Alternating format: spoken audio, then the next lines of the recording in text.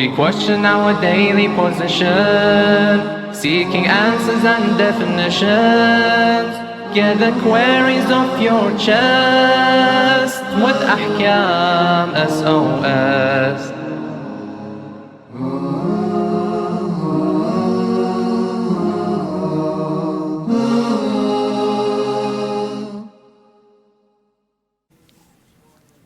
Assalamu alaikum wa rahmatullah wa barakatuh. Welcome to Ahkam SOS, the show that discusses Islamic duties and practices. MashaAllah, we have hit the 8th day of Ramadan. We've been fasting for over more than a week now and a quarter of the way through. Inshallah, you guys have adjusted and you're going very, very well with your fasting. Inshallah, may Allah subhanahu wa ta'ala accept all your amal and all your hajat during this holy month. Just a quick reminder that this is a live show. We do take in all your questions. If you have any question you'd like to ask in regards to Islamic fiqh, please send your questions via the WhatsApp, the email address ahkamsos@imamhussein.tv, or alternatively give us a call in the studio +44 203 515 0199, and inshallah we'll be able to discuss and answer your questions. I'm your host Mohsin Shah, and joining me is Sheikh Ali Maash. Assalamu alaikum, Sheikhna. Assalamu alaikum wa rahmatullah. How are you doing this evening? Alhamdulillah, taqabbalallahu al-amal. MashaAllah, minna minkum, inshallah. Sheikhna, during the last week, every day you discuss a little bit in regards to a sermon by Rasulullah sallallahu alaihi wasallam. Inshallah, we'll continue. I want to ask, what does the Prophet sallallahu alaihi wasallam say in regards to the senses, specifically the tongue, the eyes, the ears, during the holy month of Ramadan, and from refraining from sins? أعوذ بالله السميع العليم من الشيطان الرجيم بسم الله الرحمن الرحيم الحمد لله رب العالمين وصلى الله على محمد وآله الطيبين الطاهرين ولعنة الله على أعدائهم أجمعين. The Holy Prophet sallallahu alaihi wasallam mentions an important aspect of one's daily life in which we face every day in terms of be it meeting with others or over the television or the social media or any kind of interactions with other people. So what are the limits with this regard when it comes to these acts? What are the haram boundaries with this regard? In the sermon again of the Prophet sallallahu alaihi wasallam with regards to the holy month of Ramadan, he mentions and states, وَاحْفِظُوا أَلْسِنَتَكُمْ وغضوا عما لا يحل النظر إليه أبصاركم وعما لا يحل الاستماع إليه أسماعكم. Initially the Prophet ﷺ mentions that and safeguard your tongues. واحفظوا ألسنتكم. One of the methods and tools for sadly to commit sin, and it's widely used, especially today, this day and age, is using the tongue. And of course, the one can use this tongue in two ways, in a good way and in a bad way. So the good way would be, for example, to speak useful, beneficial, to speak something that is advantage to the others, to say something nice to the people, husna, to be polite with others verbally, for example, religious-wise, to say tasbih, dhikrullah azza wa jal, at any situation, in any place, ala kulli hal, tahleel, la ilaha illallah, astaghfirullah, the salawat ala Muhammad wa ala Muhammad, especially in this holy month, these adhkar to be said, inshallah, as much as we can. So we use the tongue in order to say something that would benefit us as individuals, as believers, as mu'mineen for the hereafter, and to also benefit others. You might guide somebody with a few words. You might, say, enjoin the ma'roof and refrain from the munkar by others. Nahy an munkar or amr ma'roof. So you actually use this sense, because we have 5 senses. And the Prophet ﷺ mentions 3 senses now. We're going to inshallah elaborate. So basically we try to use the tongue for the good cause, because the problem is there are devastating and very scary adab for the tongue, specifically mentioned in the narrations in the akhirah and hereafter, and in the hellfire, na'udhu billah, and nar jahannam, na'udhu billah, in which there are specific types of adab just for the tongue. Because with this tongue, the one can actually destroy a whole community, a whole nation with one word. With the tongue, you can actually guide millions, as the blessed and the purified tongue of Rasulullah sallallahu alaihi wa attracted millions to the belief in Allah Azza wa Jal, to be guided towards Islam. What he said, قولوا لا إله إلا الله تفلحوا. Say La ilaha illallah and you're going to be a winner على كل حال. So with this tongue we can guide millions, thousands, or na'udhu billah, we can, the opposite, which is the bad tongue, to deviate thousands and millions, na'udhu billah. With this tongue we can lie and deceive and cheat others, na'udhu billah, God forbid. With this tongue, which is the bad tongue, we can use repulsive and harsh and bad language against others. With this tongue we can, spread rumors, lie to people and deceive people. So it's important that for the individual to observe, at least in this holy month, to try to reduce from the bad side of the usage of the tongue. If he or she was used to, let's say, backbite the brothers and sisters, and somehow they have to try to stop it in this holy month, gradually. If they used to lie, they have to stop lying and deceiving others. If they cheat in business and transaction, because the transaction usually comes through the tongue. So you tell that individual, the customer, that I bought this for this much, I'm selling this much. I've even heard they do qasam, wallahi billahi, and Allah knows if it's true or false, ala kulli hal. So we try to make a good use of this tongue because we are responsible before Allah Azza wa Jal, and we have to basically offer hisab. So that's the first part, that we have to safeguard our tongues. Why? Because by safeguarding your tongue, you will achieve a happiness in this world, because you are honest, you are truthful, you didn't actually deceive people, you didn't lie to people, so you feel comfortable. Unlike the one who is lying, who is cheating, who is deceiving, of course, he wouldn't be feeling well in this world, always worried, always tries to hide the truth, and eventually the akhirah and the hereafter would be, of course, for the one who did the good, used the tongue in the right way, in the right path, then of course Jannah inshallah. But for those who used it in the right, in the wrong path, and ignored the right path, and deceived people, of course, would be na'udhu billah, the hellfire. Then the next part of the sermon, he says sallallahu alayhi wa alayhi, وَغَضُّوا عَمَّا لَا يَحِلُّ النَّظَرُ إِلَيْهِ أَبْصَارَكُمْ, and do not look at what Allah has prohibited you from seeing. You see, Allah Azza wa Jal gave us all these blessings of, let's say, the eyes, of vision, of sight, to look. But everything has limits. You can't look at everything you see in your way. You can't. Even the laws today, there are, for example, even the governments, they have secrets, documents you're not allowed to look. It's illegal. It's only used by the government officials and so forth, and agents. You can't look at them. These documents are secret, otherwise you're going to go to jail, for example. So Allah Azza wa Jal, He's given us these blessings to be used in the right way and the right method. The Quran is clear. There are 2 verses that mentions, tell the believers to lower their gaze. The believers, male and female, mu'mineen and mu'minat, both. Allah's order and commands is that you have to lower your gaze. Don't look at the opposite gender with lust, with temptation, with all these means of haram looking.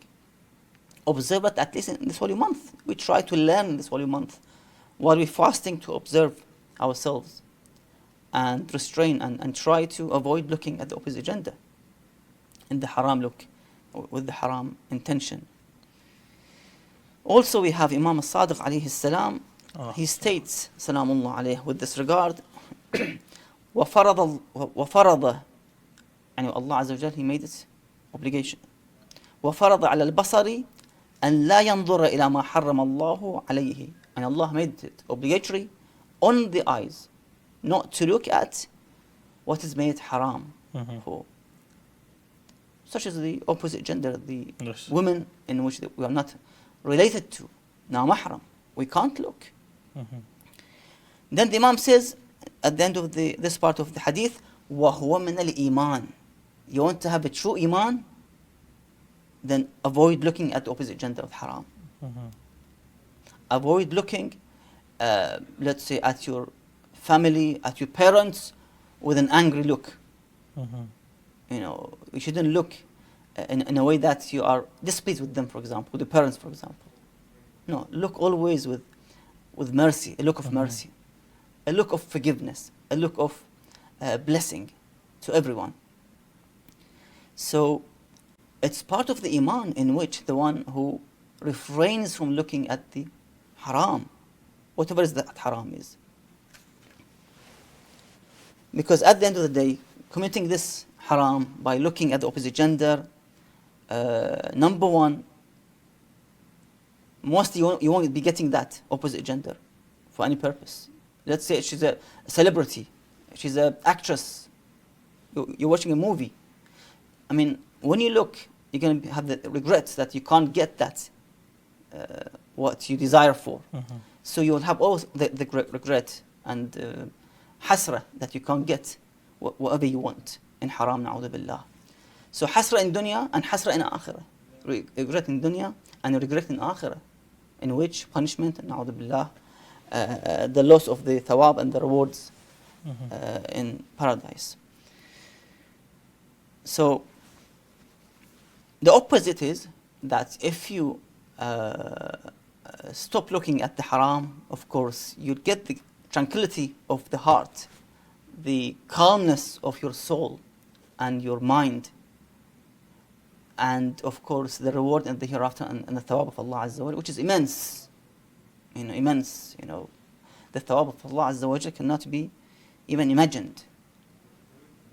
So we try to observe these wajibat and muharramat in this holy month, to practice the wajib and refrain from the haram, and gradually by the end of this month we get that ability and the capability of refraining from this haram and of course performing the wajibat.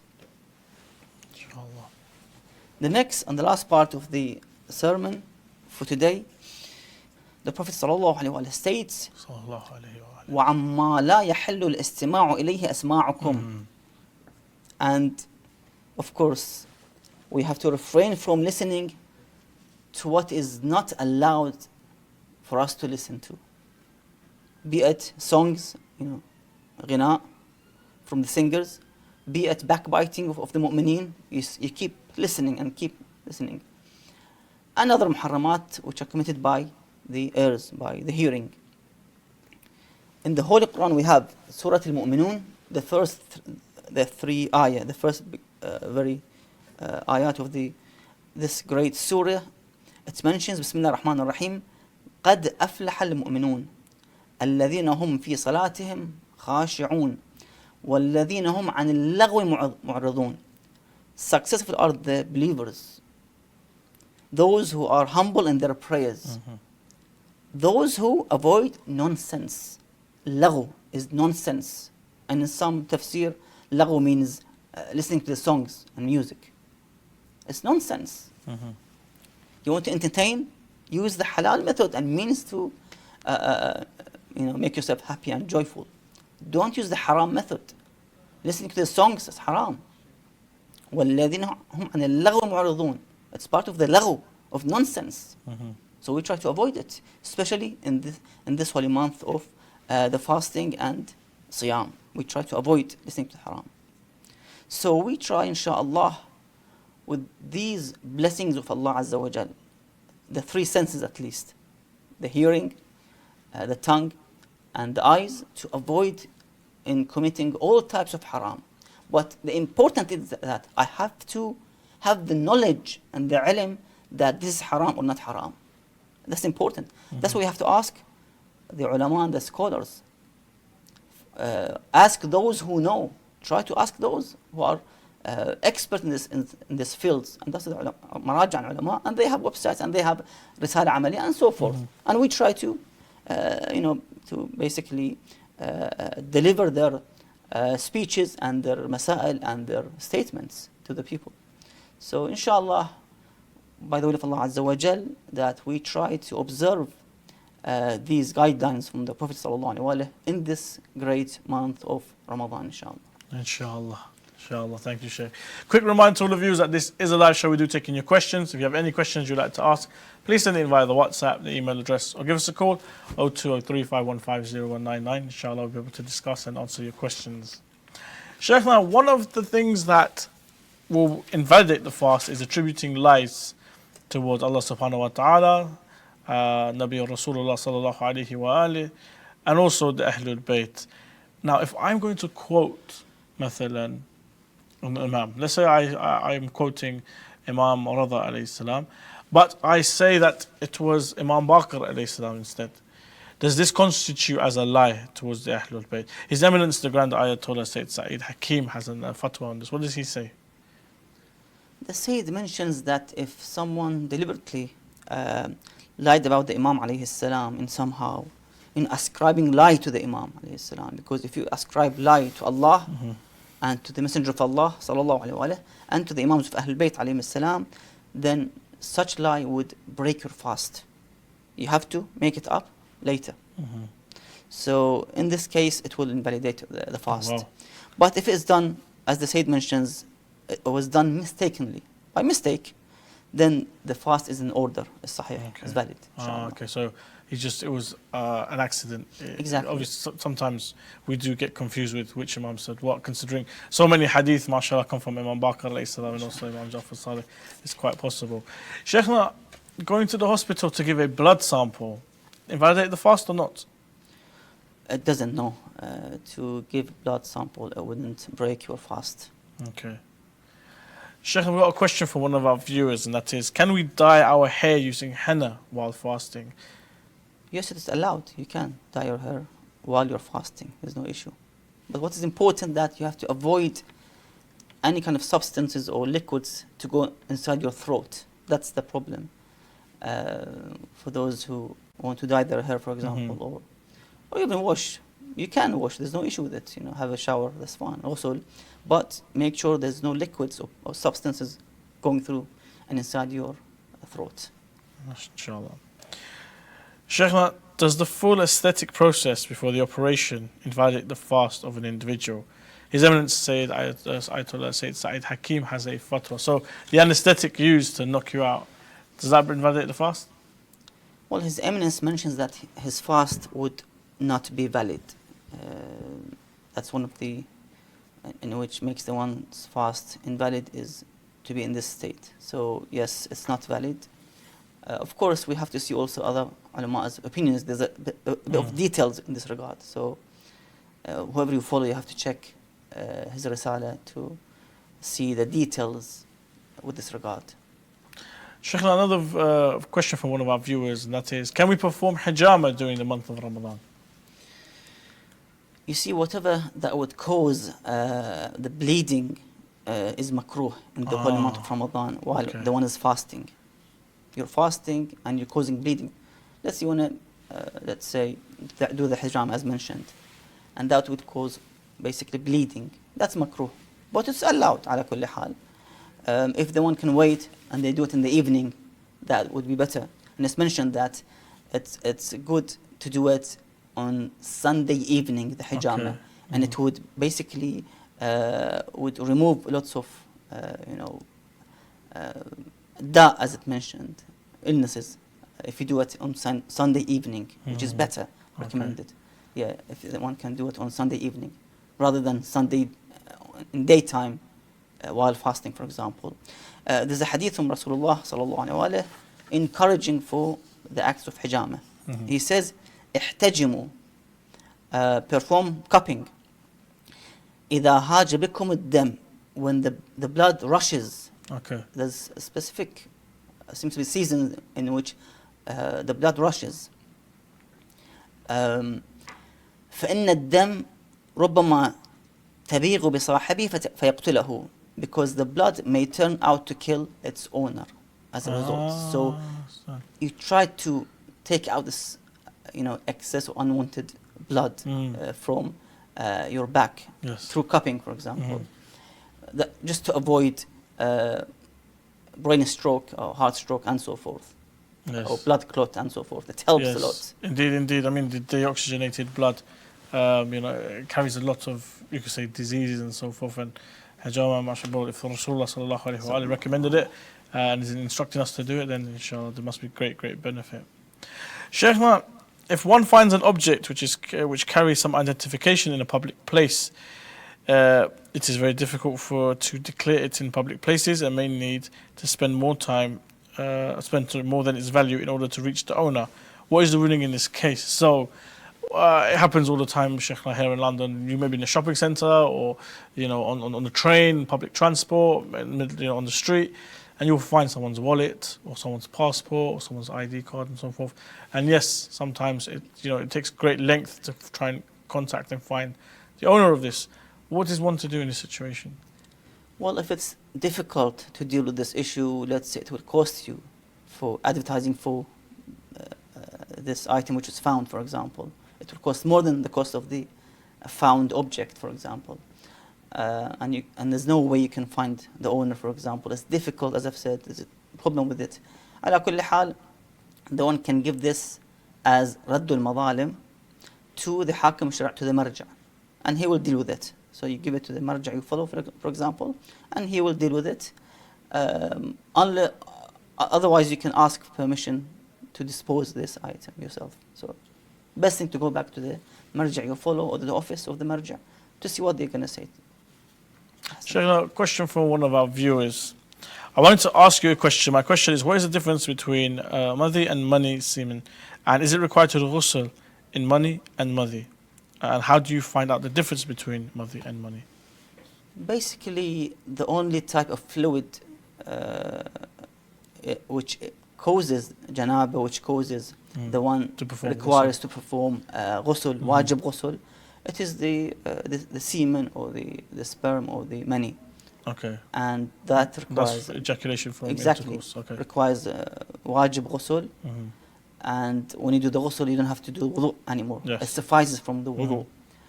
Other than that, types of the fluids, then they are tahir and pure. Okay.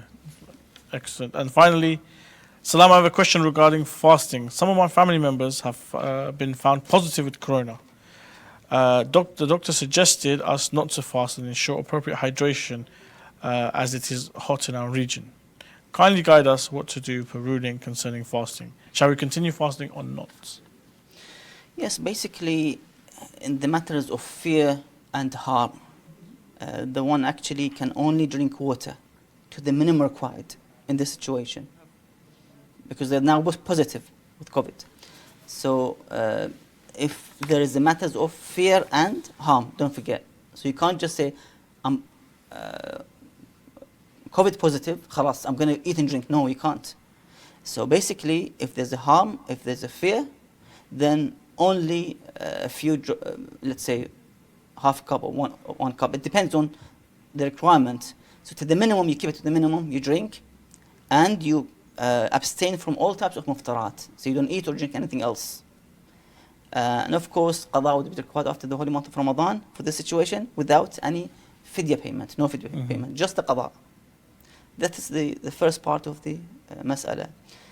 The second part, if he or she was compelled to swallow, let's say, tablets or, I don't know, pills and so forth, other than the water that is mentioned, in other words, medication, they have to have some kind of medication.